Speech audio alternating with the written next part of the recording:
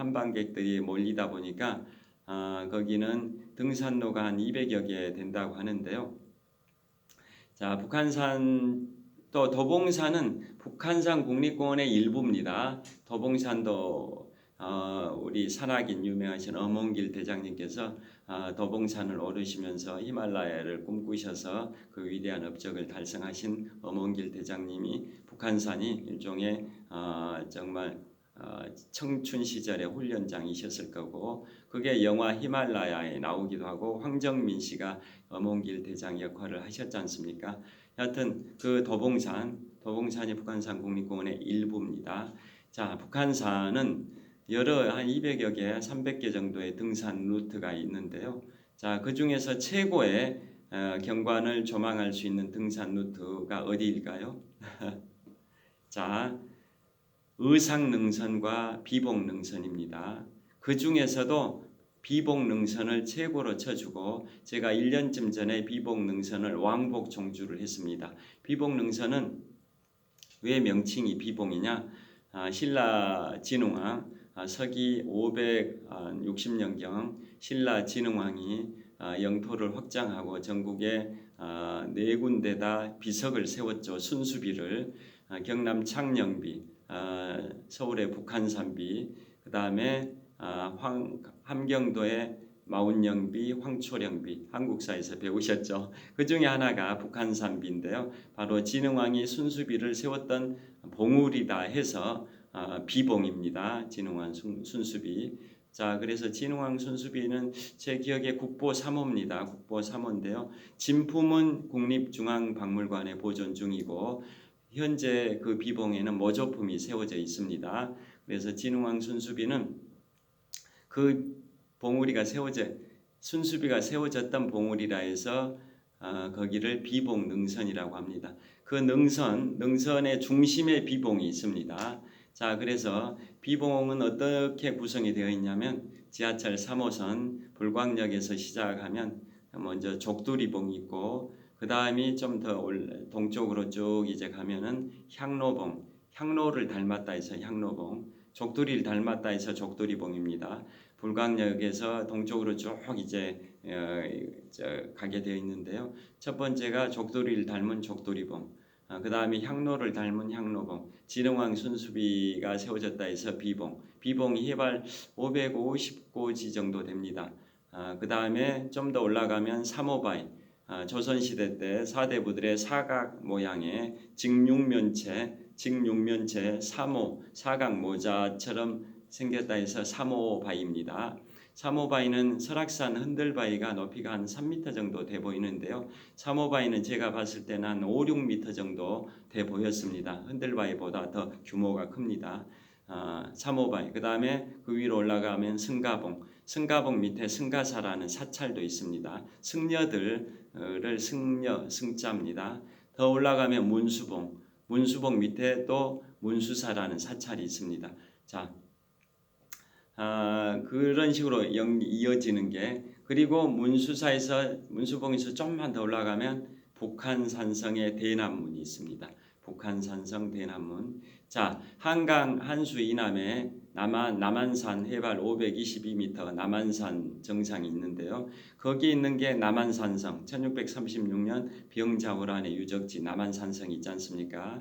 거기가 이제 남한산성은 지금부터 9년 전인 2014년에 유네스코 세계문화유산에 선정이 된 게 남한산성 병자호란의 치욕의 역사가 서려 있는 1636년 병자호란의 그 역사 유적지가 남한산성인데요. 그 반대가 한수 이북에 있는 북한산에 있는 북한산성입니다. 북한산성 일주하는 코스가 한 10여 시간 걸립니다. 자, 그래서 북한산성의 대남문.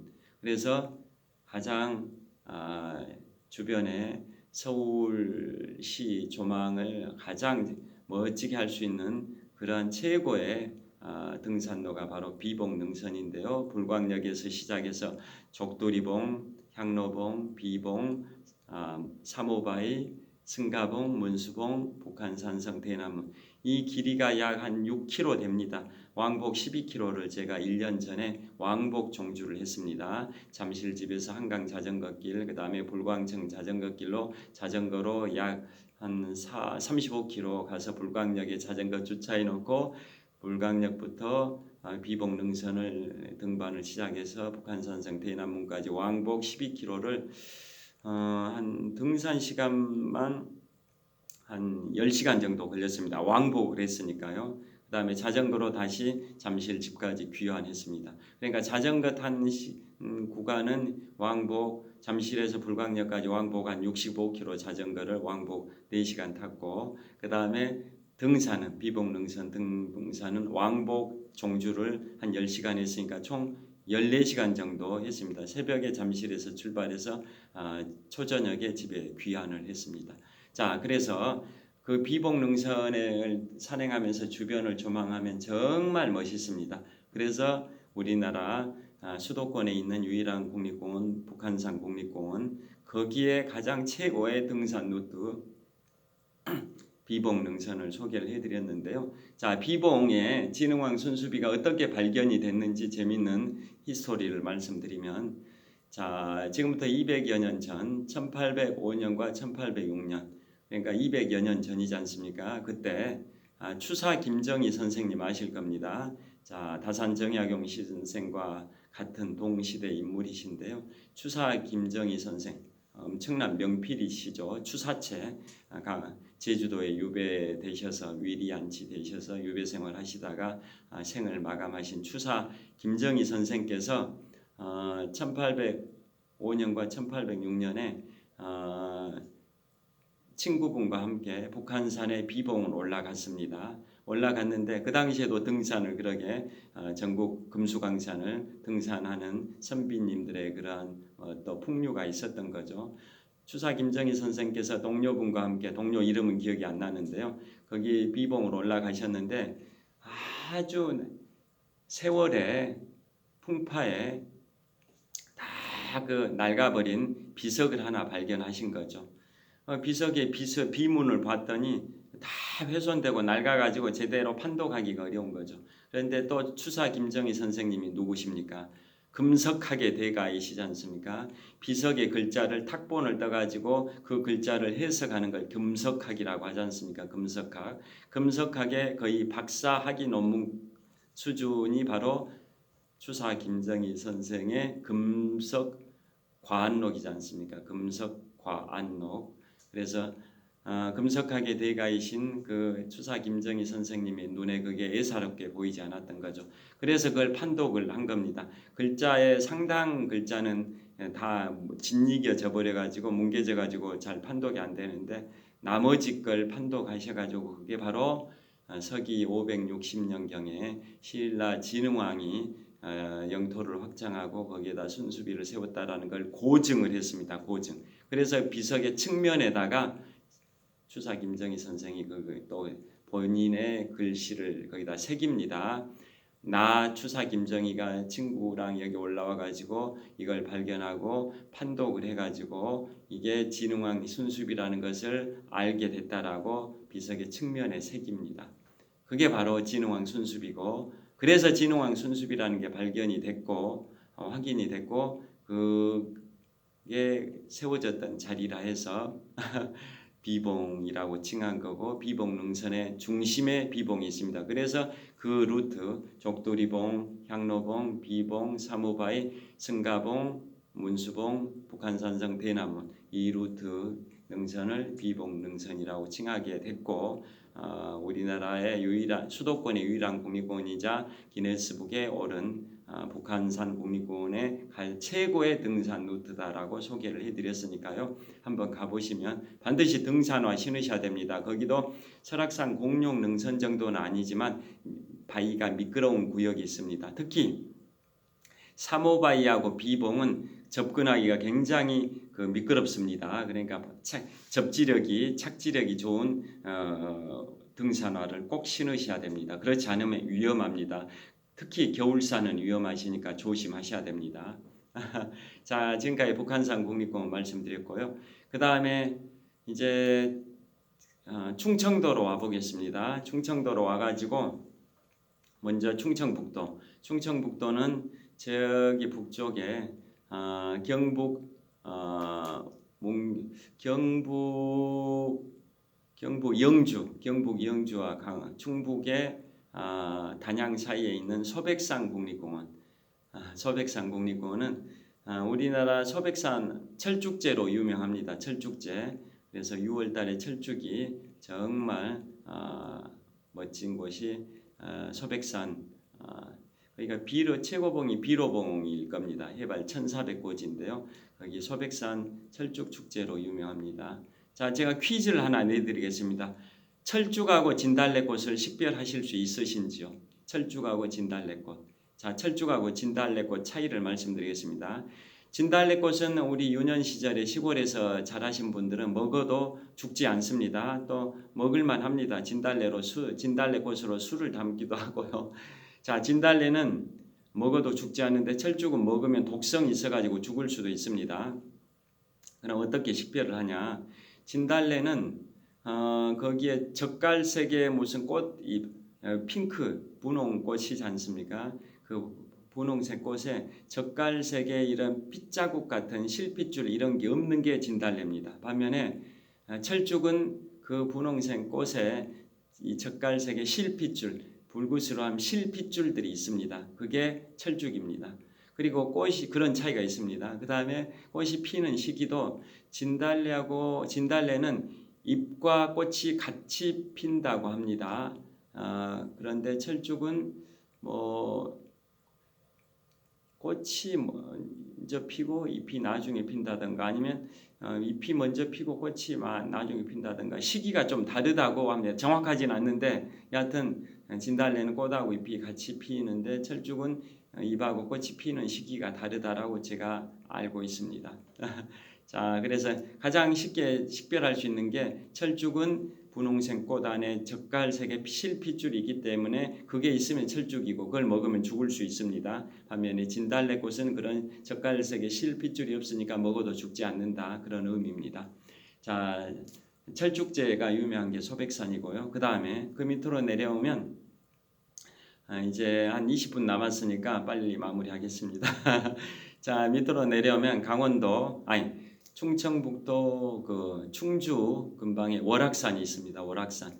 충북 충주하고 충북 제천 사이인가 월악산 국립공원이 있습니다. 거기도 큰 산 악자 월악이죠. 좀 험준한 산인데요.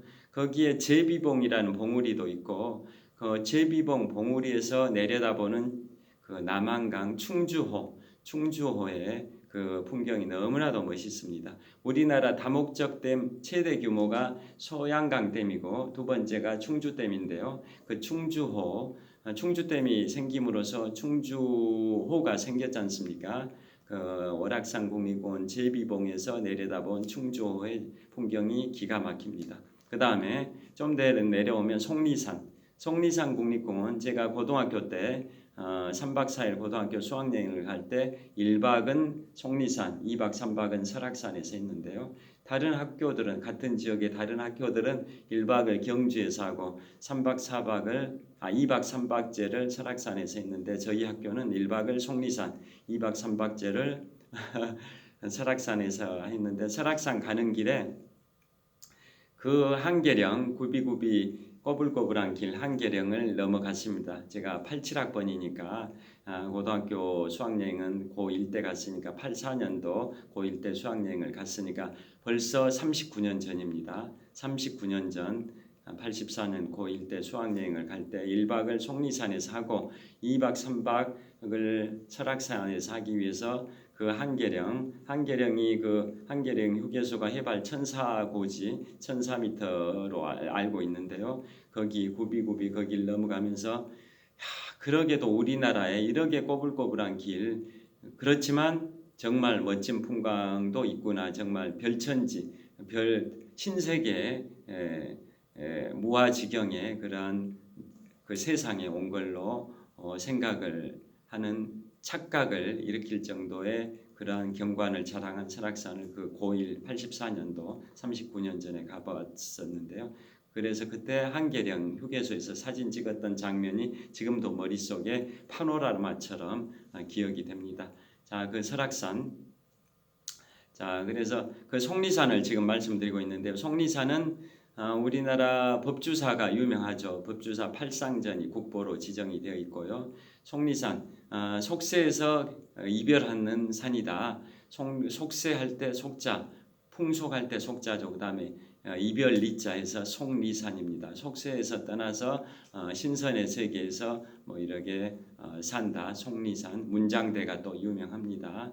자, 그 다음에 법주사가 거기 있는 사찰인데요. 우리나라 전국의 수천 개의 절 중에서 지금부터 한 4년, 5년 전입니다. 5년 전인 2018년에 우리나라 7군데 사찰이 유네스코 세계문화유산에 선정이 됐습니다. 어디일까요? 우리나라 전국의 수천 개 사찰 중에 유네스코 세계문화유산에 선정된 사찰이 7군데가 있습니다. 그 선정 기준은 불교의 대중화에 얼마나 힘썼냐, 템플스테이 등 불교의 대중화에 기여한 정도, 신도수 또 승려수, 그 다음에 대국민 홍보 이런 거, 그 다음에 시설 규모, 그 다음에 접근성, 여러 가지 요소를 고려했다고 합니다. 그래서 7군데가 5년 전 2018년에 유네스코 세계문화유산에 선정된 사찰 7군데가 어디일까요? 속리산을 법주사를 말씀드리는 가운데 말씀드렸습니다. 첫째 법주사, 속리산 법주사. 그 다음에 다시 남쪽으로 가서 전남 해남의 대흥사. 그 다음에 대흥사는 서산대사님의 의발이 보관되어 있습니다. 서산대사의 그 승복하고 바로 식기죠. 밥 먹는 그릇, 식기 바로 공양할 때. 승려분들은 무소유가 기본이다 보니까 그 승복하고 밥그릇은 최고의 상징적인 검소, 무소유의 상징물이라고 합니다. 승복과 바로, 그래서 그것을 의발이라고 합니다. 옷 의자 바로 할 때 발자 의발. 서산대사님의 의발이 전남 해남 대흥사에 보존되어 있습니다. 아까 말씀드린 충남 보은 속리산 국립공원의 법주사, 그 다음에 전남 해남 대흥사, 그 다음에 전남 순천의 서남사, 그 다음에 충남 공주의 마곡사, 그 다음에 경북 영주의 그 봉정사, 봉정사가 아니라 경북 영주의 부석사의 모량수전 유명하죠. 의상대사가 세우신 사찰 봉정사가 아니라 경북 영주의 부석사, 그 다음에 경북 안동의 봉정사, 그 다음에 경남 양산의 통도사. 이거 7군데 사찰이 5년 전에 유네스코 세계문화유산에 선정된 대한민국의 7대 사찰입니다.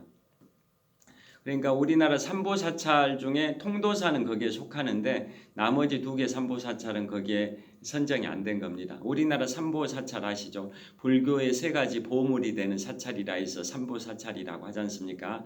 경남 양산의 통도사는 불보사찰, 경남 합천의 해인사는 법보사찰, 전남 순천의 송광사는 승보사찰. 왜 그럴까요? 자, 우리 기독교의 삼위일체가 있듯이 성부, 성자, 성령 삼위일체가 있듯이 불교의 삼위일체라고도 할 수 있는 삼보가 3가지 보물이 있는데요. 첫째 부처님, 그 다음에 불경, 그 다음에 승려. 이게 3요소죠. 그래서 부처님을 위주로 하는 불보사찰이 경남 양산의 통도사, 그 다음에 우리 불경을 위주로 하는 불보사찰이 경남 합천의 해인사, 바로 팔만대장경이 거기 있어서 그렇습니다. 그 다음에 전남 순천의 송광사. 왜 승보사찰이냐? 우리나라 왕사 국사를 가장 많이 배출한 사찰이 송광사입니다. 그래서 승려 위주다 해서 승보사찰. 그 다음에 양산의 통도사가 왜 불보사찰이냐? 우리나라 아까 말씀드린 것처럼 우리나라 5대 정멸보궁 중에 하나고, 자, 정멸보궁이 바로 부처님의 진신사리가 보존되어 있는 걸 정멸보궁이라고 칭한다고 말씀드렸지 않습니까? 5대 정멸보궁 중에 하나인 그러니까 하나가 바로 불보사찰인 경남 양산 통도사에 있습니다.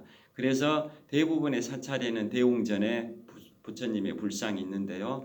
거기 경남 양산의 통도사 불보사찰에는 부처님의 진신사리가 있기 때문에 부처님의 불상을 별도로 두지 않고 있습니다. 여하튼 우리나라 삼보사찰 중에 통도사는 7대 사찰로 유네스코 세계문화유산에 선정됐지만 승보사찰인 송광사와 법보사찰인 해인사는 7대 사찰로 유네스코 세계문화유산에 선정은 안 됐다. 그 말씀을 드리는 겁니다. 자, 그래서 지금까지 속리산 말씀드렸고요. 나머지 좀 속도를 내보면 그 다음이 어디냐면은 이제 충남으로 와가지고 태안해양 국립공원 말씀드렸습니다. 태안해양 국립공원 우리나라 22개 국립공원 중에 유일하게 해안형 국립공원입니다. 그 다음에 계룡산 국립공원. 계룡산 국립공원 우리나라 조선왕조가 개국할 때 이곳 한양 말고 그 계룡산도 후보지 중에 하나였죠.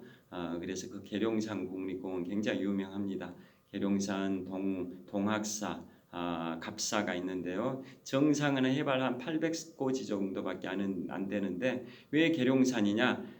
닭개자에다 룡룡자. 그러니까 산의 능선의 형세가 닭의 벼슬, 그 다음에 용 모양 이런 것이 복합되어 있다 해서 닭개자, 꼿꼿해 하는 닭개자에다 룡룡자, 계룡산입니다. 그래서 제가 3년 전인 2020년 6월 달에 전국에 4개 국립공원을 종주를 했는데요. 그때 차박을 하면서 승용차에서 자면서 그걸 차박이라고 하지 않습니까? 차박을 하면서 저기 고향 귀향을 할 때는 덕유산, 그 다음에 지리산, 그 다음에 고향 가가지고는 월출산 국립공원, 다시 상경할 때는 계룡산 국립공원을 그렇게 다니면서 유튜브를 찍었었습니다. 여하튼 그 계룡산 국립공원 동학사에서 시작해서 정상을 지나서 반대편에 갑사까지 왕복 종주를 한 9시간 정도 비를 맞으면서 했었습니다. 그게 3년 전인 2020년 6월 달이었습니다. 계룡산 국립공원 다 아실 겁니다. 그 다음에 지금까지 충북 충남을 말씀드렸고요. 이번에는 이제 다시 경북으로 와가지고 경북이 어떤 국립공원이 있죠? 아까 우리나라 3대 기암괴석 국립공원 중에 하나인 주황산 국립공원 경북 청송에 있습니다. 제가 청송 사과가 유명합니다. 청송 사과. 제가 청송 주황산 국립공원은 대학 1학년 87년도에 대학 1학년 여름방학을 마치고 2학기 수강 신청을 하기 위해서 학교에 8월 27일경에 나와서 87년 8월 27일에 그래서 수강 신청을 하고 요즘 인터넷으로 하지만 그 당시에 36년 전인 87년 8월 27일에는 다 학교에 나와가지고 이렇게 2학기 수강 신청을 했습니다. 그러고 즉흥적으로 대학 동기들끼리 의기투합돼가지고 전국 일주를 했습니다. 6명이서 전국 일주를 5박 6일 동안 했었는데요. 청량리에서 출발해서 제일 먼저 갔던 게 동대구역 거쳐서 경북 청송에 있는 그 친구 집에 그 6 멤버 중에 한 친구 집에 갔었습니다. 그게 바로 그래서 주황산을 갔습니다. 우리나라 3대 기암괴석 국립공원이 설악산, 월출산, 주황산이 있다고 말씀드렸는데요. 그 주황산을 그때 갔었습니다. 자, 주황산 국립공원이 경북에 있습니다. 그 다음에 경북에 있는 게 경주국립공원. 경주국립공원은 우리나라 22개 국립공원 중에 유일하게 사적형 국립공원이라고 말씀드렸습니다. 도시의 대부분이 국립공원 지정됐습니다. 천년고도, 신라의 수도, 설화발 경주국립공원입니다. 우리나라 프랑스에 가면 프랑스 최초의 유네스코 세계문화유산이 바로 몽생미셀입니다. 몽생미셀 이제 10분 남았습니다. 자, 몽생미셀이 1979년 그 무렵입니다. 1979년에 프랑스 최초로 세계문화유산에 지정된 곳이 몽생미셀인데요. 영국과 프랑스 간의 100년 전쟁 116년 동안 영국이 프랑스를 13번 공격했는데 프랑스의 자존심을 걸고 사수했던 곳이 바로 몽생미셀입니다. 그게 프랑스 최초의 유네스코 세계문화유산에 선정된 곳인데요. 우리나라 최초의 유네스코 세계문화유산에 선정된 곳이 불국사 석굴암입니다. 불국사 석굴암 1995년경으로 알고 있는데요. 그 불국사 석굴암 뭐 첨성대 그다음에 그 천마총 이런 거 다 포함 월성 안압지 이런 다 대부분 주요 유적지 천년고도 노천박물관이라고 칭해도 손색이 없는 천년고도 경주는 도시의 대부분이 국립공원으로 지정이 됐습니다. 전부는 아니고 대부분입니다. 그래서 거기가 이제 우리나라 22개 국립공원 중에 유일하게 사적형 국립공원, 즉 역사 유적지다라는 거에서 사적형 역사 유적지란 뜻입니다. 유일한 사적형 국립공원입니다. 그 다음에 경남에가 뭐가 그게 경북에 있는 거죠. 경북에 있는 주황산과 경주국립공원. 시간이 없어서 빠른 속도로 말씀드리겠습니다. 그 다음에 경남에 와가지고는 한려산 국립공원 아시죠? 경남 통영과 거제도 사이에 한산도 대첩, 세계 4대 해전 중에 하나인 한산도 대첩이 있었던 한산도, 통영하고 거제도 사이죠. 한산도에서 시작해서 여수까지 뻗어 있다 해서 한여라고 합니다. 한산도에서 여수까지. 여수는 전남이긴 한데 경남에 가깝죠. 그래서 한산도에서 여수까지 거기가 경남 남해안 해상에 있는 국립공원 한려산 국립공원입니다. 제 기억에는 우리나라 최초의 국립공원이 지리산이고 두 번째로 국립공원으로 지정된 곳이 세 군데가 동시에 지정됐습니다. 우리나라 두 번째로 지정된 국립공원이 세 군데가 동시에 지정됐는데 경주, 한려해상, 계룡산으로 알고 있습니다. 제 기억에 그렇습니다. 한려해상이 경남 남해 해상이고 그 다음에 드디어 지리산 국립공원의 최고봉은 경남 함양군 함양군에 있는 천왕봉입니다. 해발 1915m. 해발 1915m. 그런데 최근에 관측을 다시 했더니 뭐 1914m다 뭐 그런 얘기도 있습니다. 14m인가? 16인가 17m다라는 얘기도 있습니다.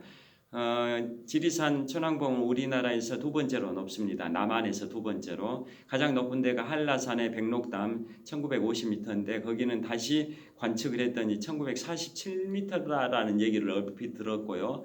두 번째로 높은 지리산 천왕봉은 해발 1915m인데 다시 관측을 했더니 1916m인가 그렇다라는 얘기를 제가 몇 개월 전에 들었습니다. 여하튼 지리산 우리나라 남한에서 두 번째로 높고 육지에서는 가장 높죠.